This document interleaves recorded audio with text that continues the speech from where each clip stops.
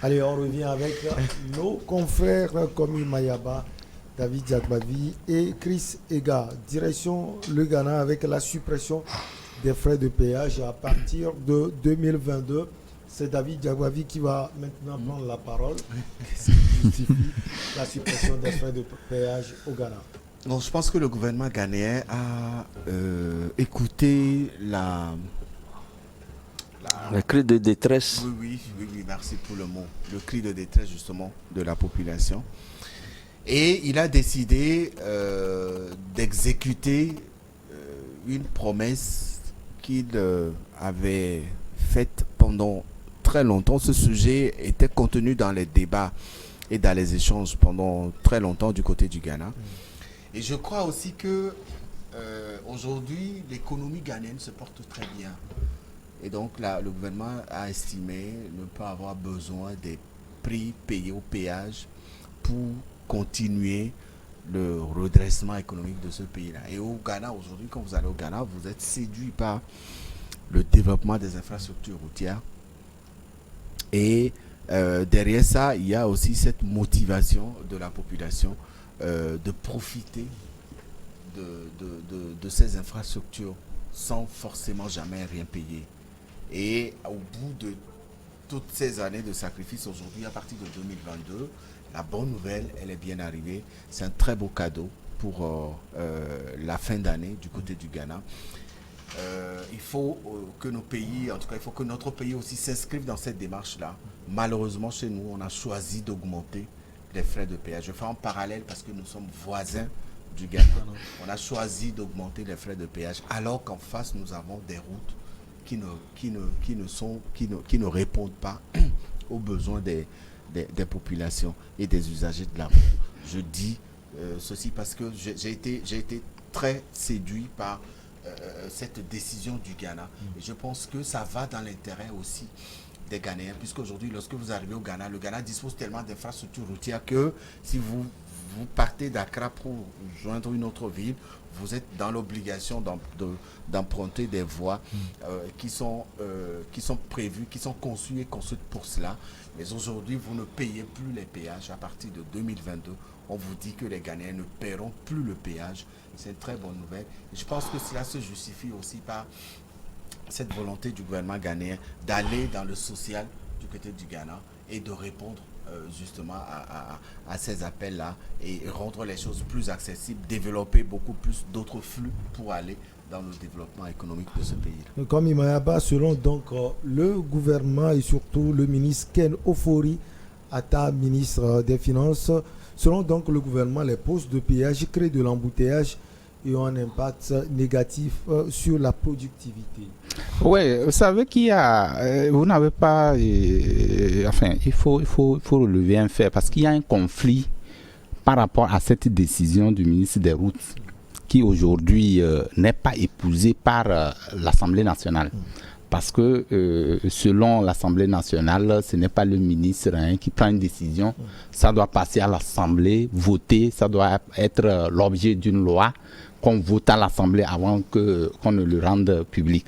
Alors aujourd'hui, c'est comme le ministre, il y a un vice de procédure. Et donc, cette décision a été rapportée, parce que, à mon avis, ça a été rapporté en attendant que l'Assemblée ne puisse statuer là-dessus avant de rendre cette décision opérationnelle. Donc, c'est pour dire quoi? C'est pour dire qu'aujourd'hui, les postes de PI, comme l'a dit David, nous voyons que le développement aujourd'hui dans un pays, ça passe par, comment l'appelle-t-on, les moyens dont dispose chaque État. Aujourd'hui, c'est vrai, comme il a dit, quand vous rentrez au Ghana, ce n'est pas le même aspect que vous allez constater, surtout au niveau des infrastructures routières comme d'autres infrastructures. Vous allez constater qu'il y a une avancée notable qui est remarquée au niveau de ce pays. Maintenant, est-ce que c'est autant pour dire que c'est suffisant, qu'il faut arrêter, il faut ceci? Il faut réfléchir beaucoup parce que même en France, qui est un pays développé à un niveau exponentiel, ne cesse jamais de payer les taxes. Et donc, c'est une question qu'on doit mûrement réfléchir parce que le développement n'est pas une fin en soi. Il faut encore réfléchir, il faut continuer et sur des pesanteurs données afin que ce qui est commencé si on arrêtait, à mon avis, c'est une bonne décision, mais est-ce que le faire comme ça, est-ce qu'il n'y aura pas un recul par rapport à ce qui a déjà été mis en place par rapport au développement? Donc, c'est des questions, c'est des hypothèses. Nous ne pouvons pas, comme d'aucuns le disent, les pays ne sont pas comparés. C'est que quand on prend le Ghana, c'est un autre système. Le système de gouvernance ghanéen n'est pas le même système qu'au Togo. Voilà, donc du Bénin également. Donc chaque État vit ses problèmes et selon les besoins qui sont exprimés dans ce pays-là. Mais nous souhaitons, qui ne veut pas le développement, tous les pays où toute la population, tous les États voudraient aller de l'avant. Maintenant, s'il y a des atouts, s'il y a des pesanteurs sur lesquels nous pouvons surfer, pour être comme les autres, je crois que c'est le moment de le faire. Maintenant, est-ce que l'élimination ou cette décision de ne pas payer les péages, est-ce que ça doit être perçu comme une décision qui devait être, peut-être être expérimentée ailleurs, comme chez nous au Togo? Je ne saurais le dire, mais à mon avis, ce n'est pas encore le moment parce que nous avons encore de la route. Je parle du Togo, nous avons encore de la route parce que quand vous regardez, c'est maintenant, quand vous prenez de 2005-2021, aujourd'hui, c'est beaucoup d'étapes, mais ce n'est pas les mêmes infrastructures que nous avions avant le décès du feu président Eyadema. Donc, ça veut dire que c'est une perpétuelle, comment l'appelle-t-on? C'est comment l'appelle-t-on? Il y a toujours une continuité dans les actions du gouvernement. Donc ça veut dire que si aujourd'hui vous faites quelque chose et qui puisse améliorer par rapport aux moyens dont vous disposez, je crois que ça peut permettre à un pays de décoller sur le plan économique et partant sur d'autres aspects dont nous souhaitons atteindre le sommium. Le gouvernement a avancé son argument, oui, mais vous, comment vous voyez cette décision? Bon, je crois que l'argument essentiel qui est évoqué, je crois que ce n'est pas tant pour soulager la bourse du citoyen ordinaire, mais il y a un argument technique qui est avancé aussi, comme quoi ça crée de l'embouteillage, et c'est cet embouteillage-là qui ne crée pas qui empêche la fluidité dans la circulation des personnes et des biens. Donc si on fait l'analyse de la situation, on se rend compte que ce que les gens payent au péage par rapport à ce que le pays perd, ce que les gens gagnent par rapport à ce que le pays perd en termes d'économie, en termes de fluidité de la circulation, il vaudrait mieux plutôt suspendre. Parce qu'on a arrêté aujourd'hui, on ne sait pas ce qu'il en sera quand un autre président viendra. Parce que la politique en question, c'est la politique de Nana Akufo-Addo aujourd'hui. Ce n'est pas forcément celle de l'autre président. Parce que lui, il est dans son deuxième mandat. On sait très bien qu'il ne se présentera pas pour un troisième mandat. Et je crois qu'il peut prendre aujourd'hui des mesures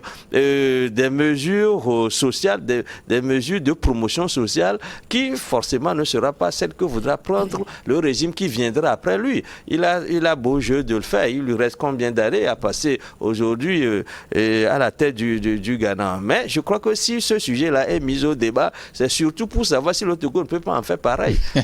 N'évitons pas, il faut le dire. Parce que, bien entendu, parce que si on a suspendu le péage au Ghana, c'est très bien parce qu'ils sont en mesure de le faire. Et puis au Ghana, la problématique même du péage ne date pas d'aujourd'hui. Le Ghana est entré dans cette pratique-là bien longtemps avant le Togo. C'est comme certains pays, comme les pays développés, ont utilisé la nature, ont exploité la nature de façon outrancière pour s'enrichir. Mais aujourd'hui, lorsque vient le tour des pays pauvres d'utiliser la même nature, d'exploiter, d'utiliser du charbon pour polluer, pour se développer. Aujourd'hui, les pays développés parlent plutôt du respect de l'environnement, et ce que les pays pauvres, comme les pays de la ceinture verte des tropiques, leur opposent, c'est que vous avez pollué pour vous développer, et si vous nous empêchez de polluer aujourd'hui, est-ce que nous pouvons atteindre un jour votre degré de développement. C'est pareil lorsqu'on parle de péage entre le Togo et le Ghana. Le Ghana a utilisé cette pratique-là pendant longtemps. Sans doute, il en a tiré profit qui lui permet aujourd'hui de dire que il peut se reposer de cette pratique-là et chercher des sources de financement de l'État ailleurs.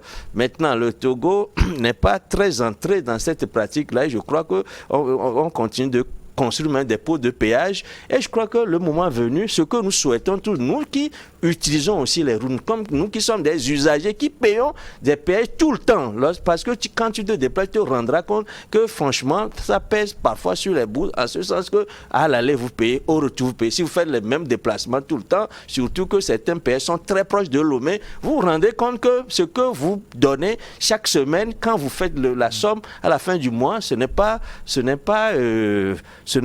facile. Alors que nous traversons un moment de crise, c'est vrai, mon frère Dagbavi l'a dit tout à l'heure, que c'est le contexte actuel de morosité économique, en principe, ne peut pas inciter l'État à augmenter les pots de péage, ni à multiplier les pots de péage. Mais c'est ce qui était arrivé. C'est une mesure antisociale qui dessert nous qui payons les péages, au poste de péage. Voilà, mais on estime que le gouvernement continue de chercher des ressources ailleurs que les ressources qui obligent le citoyen à mettre la main à la poche en un moment de crise sanitaire où il y a cherté de vie. Si vous allez sur les marchés, vous constatez qu'il y a cherté de vie. Maintenant, à cela s'ajoute par exemple l'extension, la multiplication des pots de péage, l'augmentation des tickets, de l'argent des tickets au niveau des pots de péage. C'est des mesures qui n'arrangent pas socialement et on espère qu'au moins on peut suspendre aussi en attendant que l'économie retrouve comment le dirais-je, retrouve sa vitalité. Sa totalité. Donc c'est ce que nous sommes en train de dire. Je crois que la comparaison, elle est là. On a fait ça au Bénin, pourquoi au Ghana, pourquoi ne le ferait-on pas au Togo? Si on le fait au Togo, ça nous arrangerait. Mais est-ce que le Togo a les moyens aujourd'hui aussi de le faire? La question reste posée. Comme il Mayaba, on peut également penser aux agents de poste de péage à leur avenir. Le ministre a dit qu'ils seront réaffectés. Oui, bon, si il advenait que réellement cette décision a été actée et que les agents de poste de péage, je crois que c'est des agents de l'État, non? Ils seront déployés dans d'autres structures. Le problème ne se pose pas en cela. Mais moi, le paradoxe que je vois dans cette décision, c'est que prenez par exemple le poste de péage de Noé-P qui est à côté de nous ici. Quand vous rentrez sur la route de Palimé au Togo, quand vous rentrez là, déjà vous trouvez qu'il y a celui du Togo qui est là, juste à côté, et vous traversez un peu devant, vous trouvez pour celui du Ghana. Alors, la route c'est quoi? Ça veut dire que vous refusez de payer au Ghana, vous rentrez juste au niveau du Togo, vous payez. C'est ce que cela voudrait dire. C'est-à-dire non, pas que vous refusez de payer au Ghana, vous ne payez pas. Merci pour le mot. Non, je suis d'accord. Oui, effectivement, non, là, c'est pas refusé. Vous ne payez pas au Ghana, mais vous pouvez payer au Togo. Alors, je ne sais pas. C'est-à-dire que est-ce que ça n'a pas un impact réel sur les riverains, ceux qui utilisent ces voies régulièrement, puisque vous voyez déjà qu'au Ghana, vous ne payez pas, entrer au Togo, vous payez. Donc, est-ce que ça ne crée pas... Ça devait être une discussion entre inter-États. En fait, à mon avis, pour les postes de péage, ça devait être une discussion inter-États. C'est comme on veut construire une voie qui va desservir un État à un autre. Maintenant, je crois que c'est les deux États qui se joignent et décider de l'ensemble. Parce que quand on parle de la voie CEDEAO en tant qu'on devait construire la voie de contournement, je crois que ce n'est pas seulement l'État togolais qui a mis de l'argent pour la construction de cette voie. Donc, les États partenaires, les États voisins aussi contribuent à cette construction, à la construction de ces voies-là. Et donc, quand on doit parler d'un poste de péage, ça devait mettre à contribution, et je crois que les États voisins, pour que ceux qui sont riverains, ceux qui utilisent ces voies-là, pour voir dans quelle mesure on peut le faire pour que ça ne crée pas de frustration d'un État à un autre. David, vous voulez ajouter quelque chose? Si oui, on marque la petite pause et on revient pour la suite. Vous savez, les États africains n'ont pas la maîtrise de la construction des péages. Les péages ont été construits en Afrique anarchiquement. Normalement, les péages ne doivent pas être construits sur des routes nationales. C'est parce qu'on n'a pas des autoroutes en Afrique que ça se passe comme ça. Mayaba parlait tout à l'heure de la France. En France, les péages sont construits sur des autoroutes. Et c'est des voies de désengorgement. C'est-à-dire quand vous quittez, par exemple, Paris quand vous quittez Marseille pour aller à Paris, au lieu de prendre la route nationale qui vous revient très long, vous prenez l'autoroute qui est plus court, mais qui est cher à payer parce que vous payez le péage sur l'autoroute. Ici en Afrique, c'est parce qu'on n'a pas d'autoroute, on n'a pas de grandes voies, on n'a que les petites routes nationales là, et les États ont construit des péages sur ces voies-là. Regardez le péage de Zanguera ici. À quoi ça sert de mettre un péage à Zanguera ici? Et à côté, à Mouepé, il y a un autre péage. C'est ça. À quoi ça sert? Donc il y a ces études qui devaient être faites et qui n'ont pas été faites. C'est ce qui a amené que aujourd'hui cette situation a perduré pendant longtemps. Allez, la pause et la suite juste après quelques minutes.